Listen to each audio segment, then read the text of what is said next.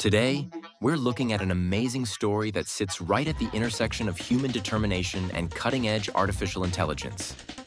This video tells the story of Thomas, a father whose world was turned upside down by his son Max's diagnosis with an ultra-rare condition called Alexander disease. What makes this story interesting is how Thomas, with no formal background in biology or medicine, leveraged AI, specifically Google's Gemini, to achieve amazing feats. This is a real-world application that showcases the potential we often talk about but overlook. Let's see how AI became a crucial tool in his fight for hope. Hope is a funny thing. If you didn't have any, you wouldn't do any of this. This really isn't just about technology. It's about the human drive fueled by hope when facing immense adversity. Planning a family is one thing, getting pregnant is a whole other situation, so it wasn't an easy journey for us at all. So when we finally got the news, you almost don't want to dare believe it. Max was born in June 2022, and we weren't the youngest anymore when we had him, so we had a fairly established just the two of us routine. And obviously then it was the three of us.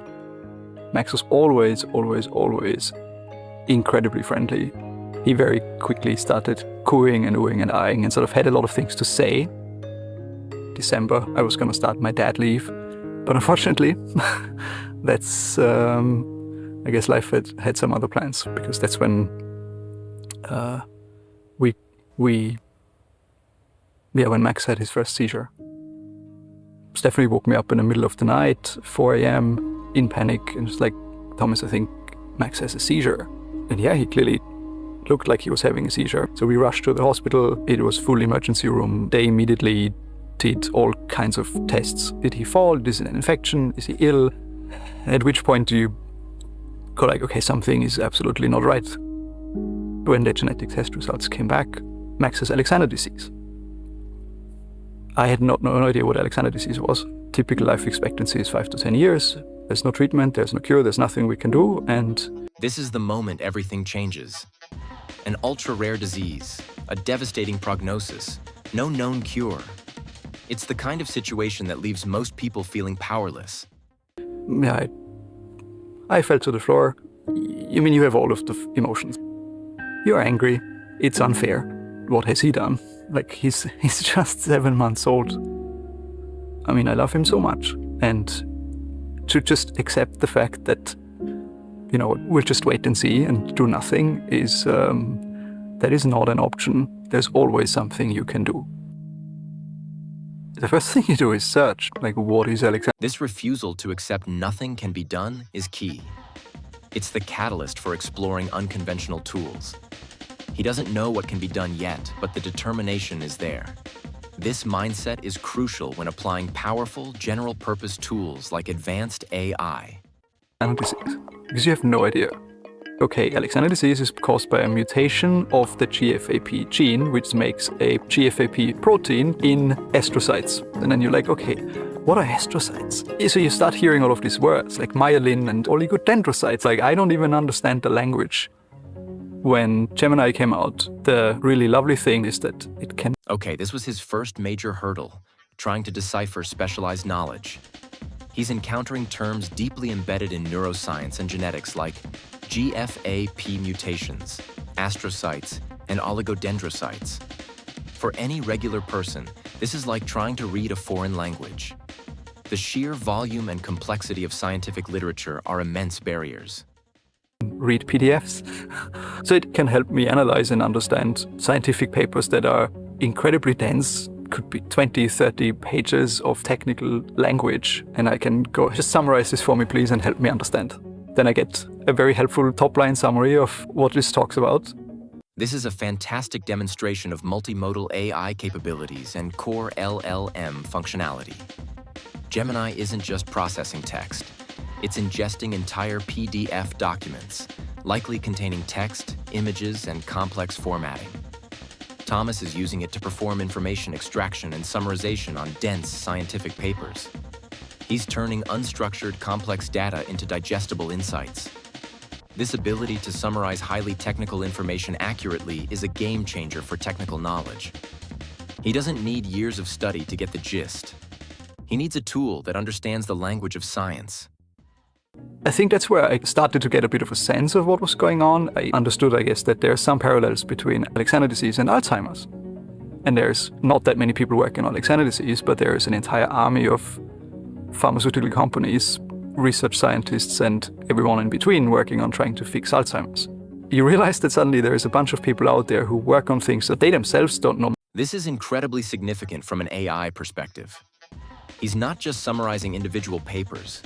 He's starting to use AI for knowledge synthesis and pattern recognition across different spheres. The AI is helping him identify potential connections. In this case, between his son's ultra-rare disease and a much more widely researched condition like Alzheimer's. This cross-contextual analysis is something AI excels at. AI can process vast amounts of data and find non-obvious links that a human researcher, even an expert, might miss.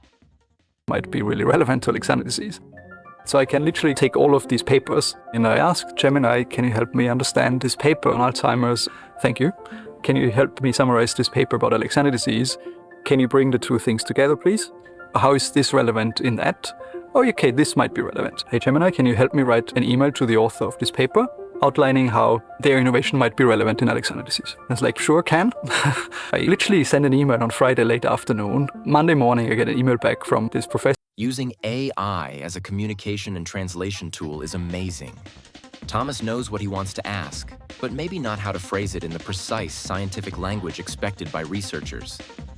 He's using Gemini to bridge that communication gap, drafting emails that accurately convey his questions and the context of his son's specific GFAP mutation, likely referencing findings from the papers it just analyzed.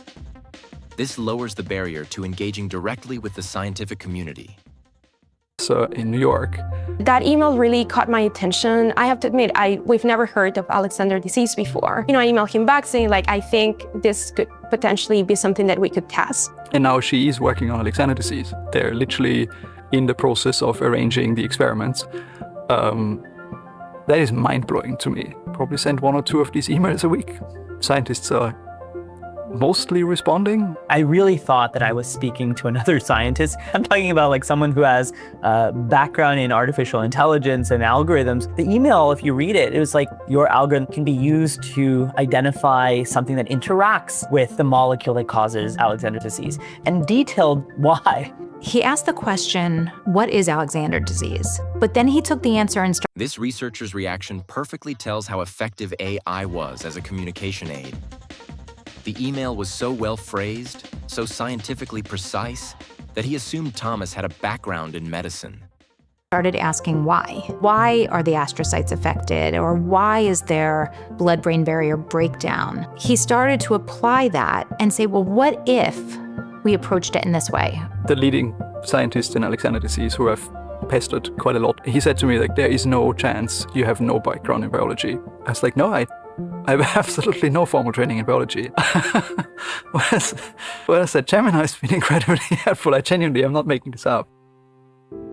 Alexander disease falls under the category of ultra-rare diseases. There's thousands. What an incredible story.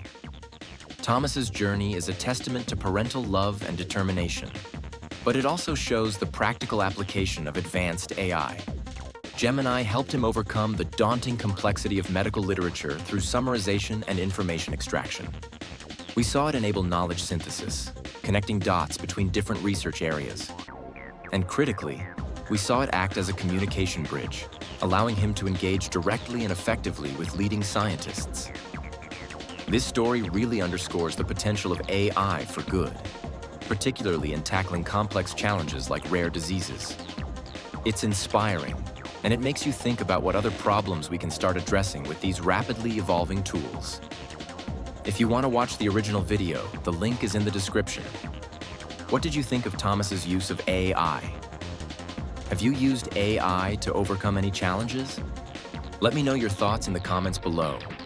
If this video inspired you, please hit the like button and subscribe for more. Thanks for watching, and I'll see you in the next one.